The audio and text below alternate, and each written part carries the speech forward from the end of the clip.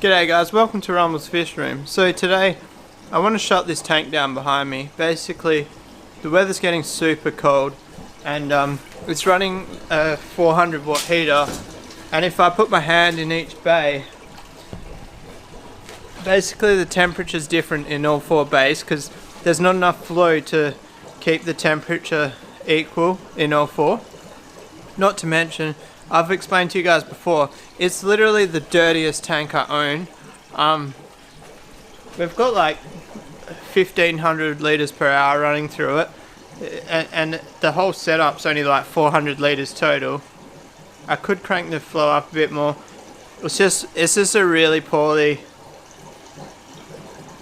set up system. My fault. I gave some interesting filters a go. As far as the water condition's alright, but there's no particle filter at all in the tank. So basically, I'm going to shut it down. I don't know. I'm not even going to. I was thinking about leaving the media cycled, but no, I'm going to turn it off completely. Also, it's not linked to the water changes, so it hasn't been getting water changes. There's only 3 fish in the whole setup at the moment. But there's just no reason for me to power it.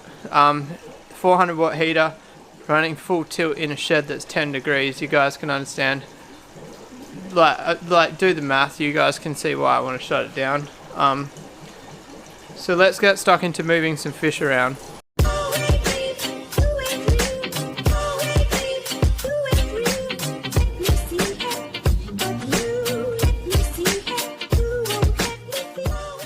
Alright guys, so step 1 of moving fish around, I've set up a methylene blue and parasite clear bather, and I just put the Oscars in there because you guys know the Oscars haven't been that well, and they just made the hugest mess. Look at all this blue around. They're flappers, that's for sure. So these guys can go back in their tank. Oh, that was crazy. They went nuts. They even like tore the net. So I moved the Thai silk into this tank here because he's not doing so well either. And so like I really want to isolate the problem to the one tank. I've done like a really good physical check over all the fish in here, and none of them have signs of parasites, but I have fed them the parasite food. That net needs to be isolated. So next up, I'm actually going to put this boy here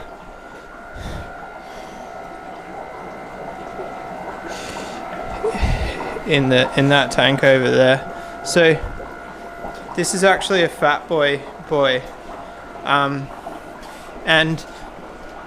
I wasn't really going to move him to a bigger tank. I had no desire to pump him up, but the guy that bred him, Jaden, he's really curious to see what this boy is going to look like if I pump him up. So I'm kind of doing this. I'm putting him in the bigger space. I'm going to try pump him up a bit, and that's just because Jaden the breeder wants to see what he looks like, and I'm kind of curious too. Like generally when they're in these tanks here, they tend to max out at like 10 centimeters, like the size of this guy here. So so moving him to the bigger tank will give him more opportunity. I kind of want to breed this guy. I don't know if you guys have ever seen this guy on camera. So this is a F2 Thai silk from my line.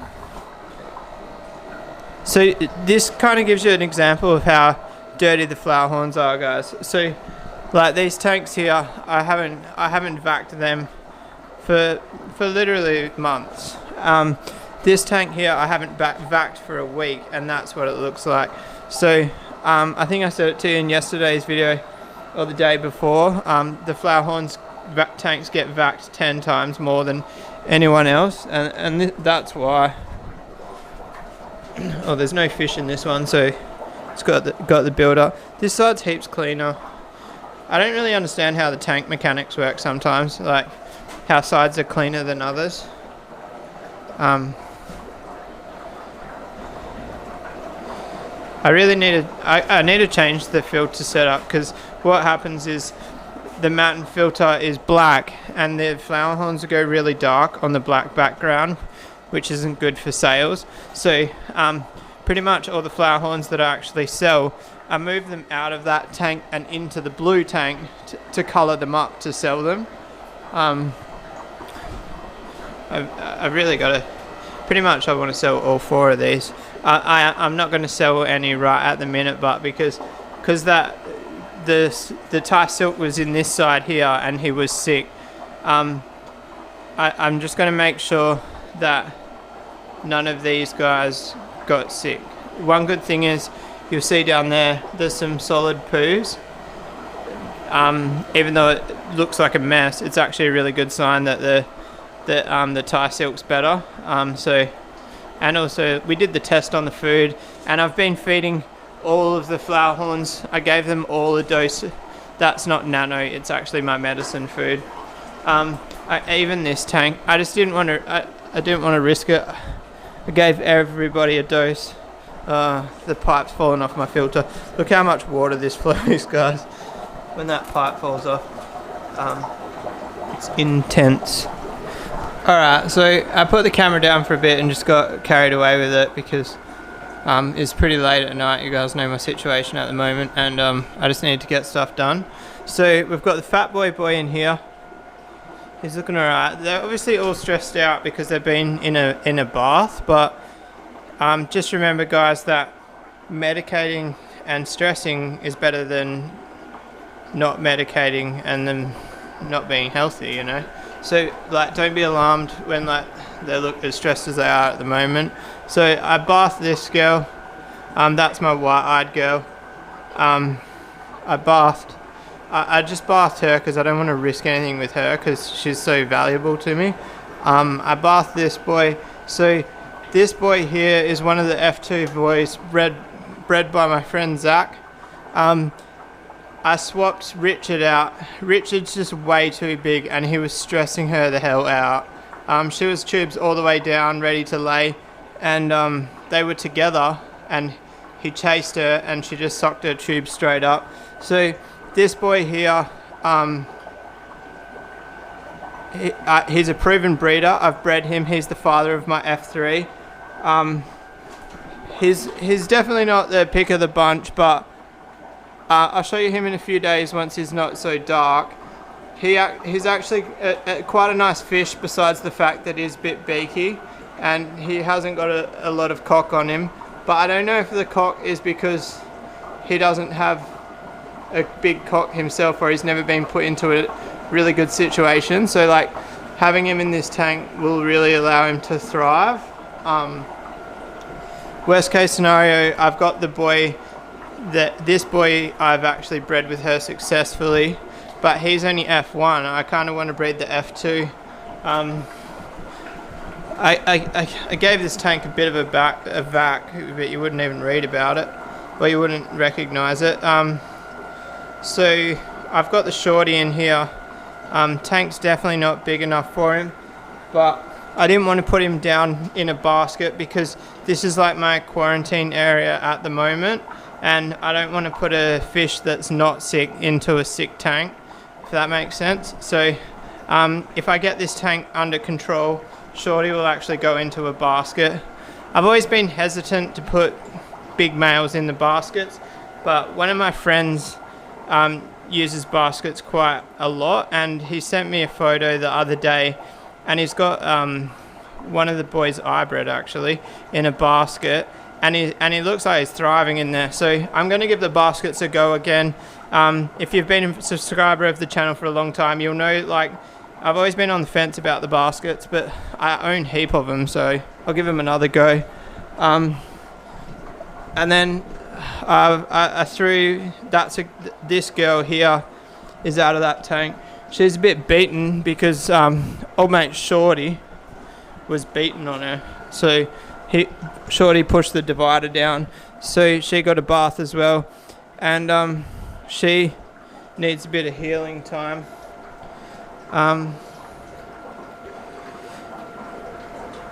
This boy, I've got so many flower horns that I want to breed, but I don't have the tanks to breed them. I'm honestly thinking about selling some flower horns. I know, guys, you've heard me say that 100 plus times, but I don't know. I kind of think it's time to change things up. So this tank here, I haven't seen the female Tenardi for a while, so I need to pull it apart. If the male has killed the female, which is probably like a 70% chance, there's a reason Tenardi are rare, and everybody who I've spoke to that's tried to breed them, the male has killed the female. So anyway, what was my point? Oh yeah, so if that is the case, I might actually move on the fish that are in that tank, including the rainbows. I'll probably just give the rainbows away for free, to be honest, or put them with the goldfish. And then set up another flower horn breeding tank, which I don't need. But I don't know. I shouldn't do it, should I, guys? I've got two pairing tanks, and I've already got too many fry than I can handle. The problem is, like, I haven't had fry for like maybe 6 weeks. Oh, longer than that. I haven't had. Yeah, no, probably 6 weeks. This single guy here is probably 6 weeks old. So like, I'm getting the itch for fry again, and there's no shortcut to fry really. It's all about. I'm surprised I haven't got fry out of these two, to be honest. She dropped her tubes all the way. Standard practice. The boy scared her, and she sucked her tube up. But he's keen as mustard to breed. How cool does he look? I really like this guy. He's a flower horn cross Texas. I love Texas. His dad was awesome. I actually loved him. I still don't know why I've even got them together. It's just a bit of a fun thing. If I can get him to successfully breed, I might even breed him with the camphor. That would really strengthen. I think it would really strengthen the camphor line. I'm not 100% sure on that one, but yeah, he's a cool fish. Oh yeah, and just on my camphor babies, they're not camphor. I'm just going to call them super red dragon, but white-eyed super red dragons. So both batches, only one survived. This is the tank that had the two in it, and this one killed the other one. And then this tank over here was the tank that had the 5 in it, and for some reason there's only one left. I'm guessing this guy killed the other ones. But unfortunately it looks like neither of them are white-eyed, which doesn't really matter too much, but when I was planning on culling 80% of the batch, this is keeping 100% because there's only one. Anyway guys, I'm going to wrap that one up there. If anybody's in Perth and wants the Masobo colony, swing me a message.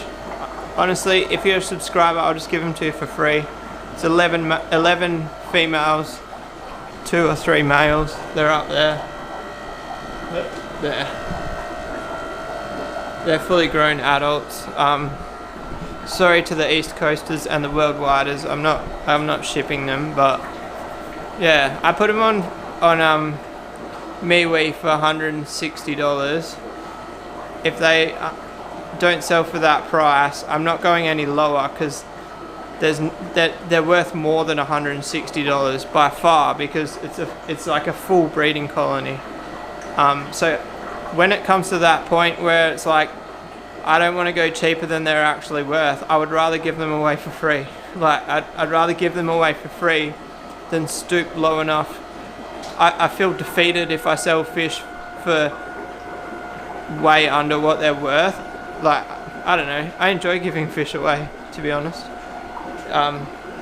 Makes for a fun time. I have a smile on my face, the person has a smile on their face, and yeah, it was just a great experience the other week. So if you want the Masobo colony for free, the only catch is you have to be happy to have a camera in your face. But anyway guys, I think I already said subscribe. Oh, we're getting close to 2,000 subscribers, so that if you're subscribed, you're in the chance to win a $200 Amazon gift card. I should start promoting that more. I should start promoting my channel more. But anyway, peace out.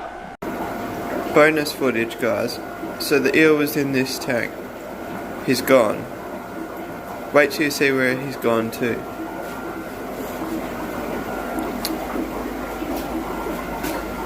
How the fuck did you get there, mate? To be clear, that tank's got a lid on it. This tank's got a lid on it. There's a tiny hole in the back there.